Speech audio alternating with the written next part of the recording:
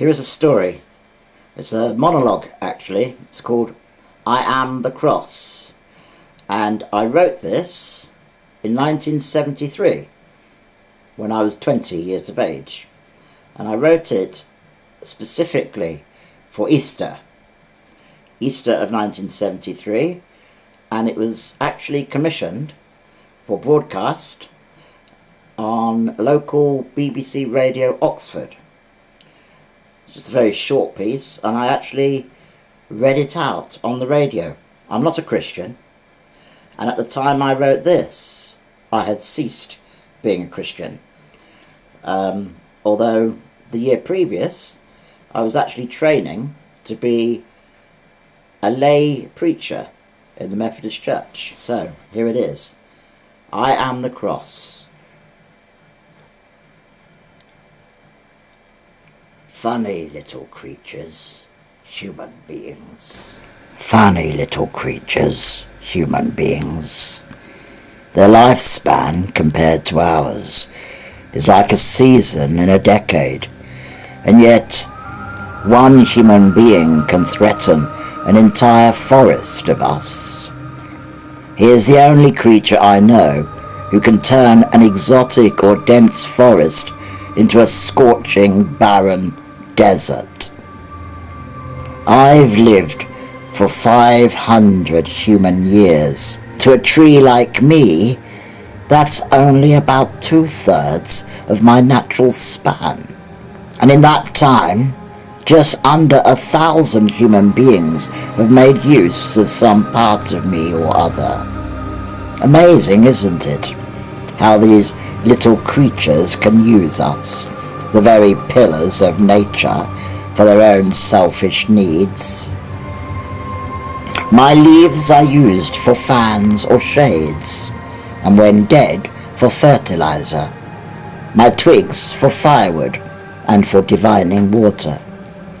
My boughs and branches for building houses, making boats, ploughs and weapons, and the trunk can be used for building ships, and the latest horrible use, heavy crosses for nailing fellow humans onto. Disgusting, and I'm powerless to prevent them. Human beings believe that trees and pieces of wood alike have no feelings and are dead when cut down. Quite untrue, you know. When one of my branches or boughs are cut down for human purpose, whatever that branch or bough sees or feels, my roots and trunk does also. So you can imagine how exciting and educational or painful it can be to be a tree. That is, until the very heart of me, the trunk, is cut down, and then my lifespan is very short indeed. And this is what happened to me, and I am now awaiting for the remains of me to be burnt. I've already served the abominable purposes for the human beings. I have been cut into 6 planks, 3 long and 3 short, with the waste thrown into the fire, causing me horrible agony. The remaining 6 parts of me were nailed together to make 3 separate man-sized crosses, and each one had 1/3 of my dying soul. I had to wait several days before I saw 2 of the victims to be fastened onto me. They were criminals of their own species, and perhaps deserved to die. But why should I be made to suffer for their punishment? Nature is indeed cruel, or so I thought, until I met the 3rd victim. He was different. I could not see in any way how he had violated the laws by which the humans govern themselves, and yet he was going to be executed like a common criminal. How my heart ached for him as he struggled, carrying me through the streets of jeers and coarse laughter.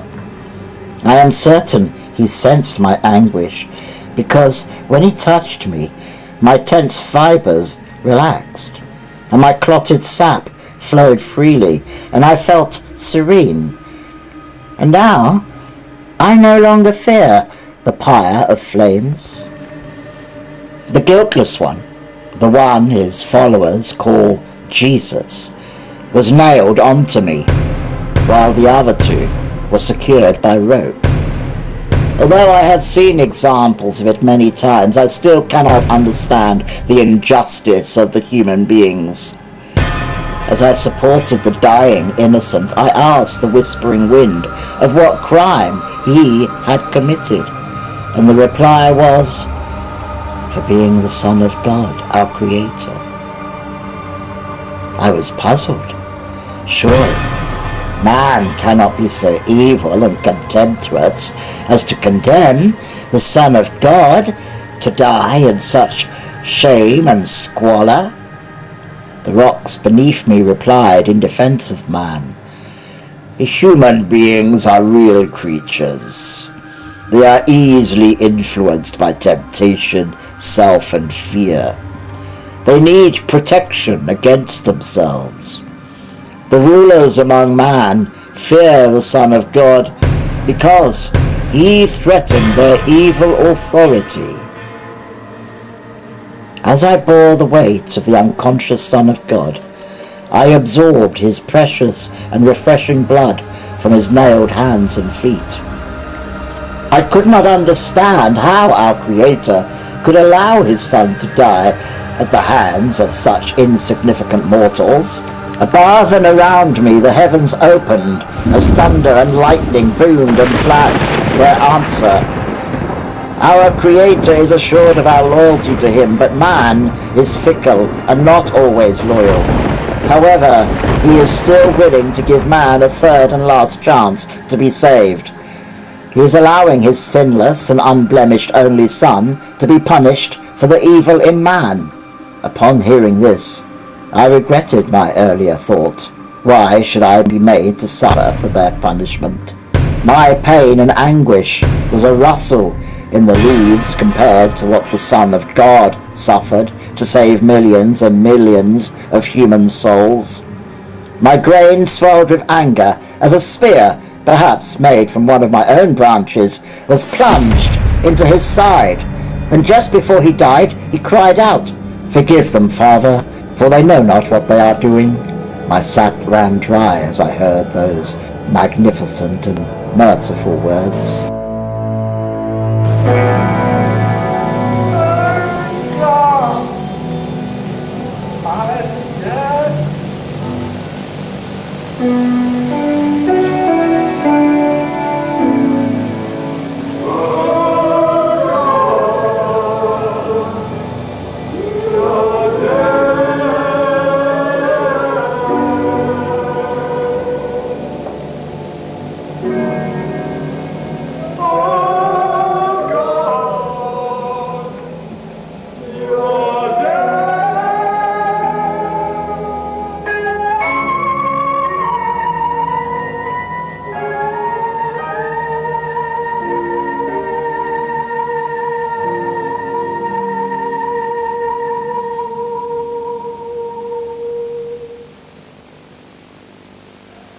It is 2 days since then, and I have just been thrown onto the fire. I am the last cross to burn. The other thirds of me were destroyed earlier. I have accepted my fate with humility, as I am honored to have supported the Son of the Creator, Savior of man, in his dying hour. As the flames lick my wood, and more of me becomes charred and ashes, I seem to hear, amidst the crackling, "He has risen. Rejoice. He has risen. He has risen. Rejoice. He has risen. He has risen. Rejoice. He has risen. Rejoice. He has risen. He has risen. He has risen. He has risen. Rejoice. Rejoice. He has risen. He has risen. He has risen. Rejoice. Rejoice. He has risen. He has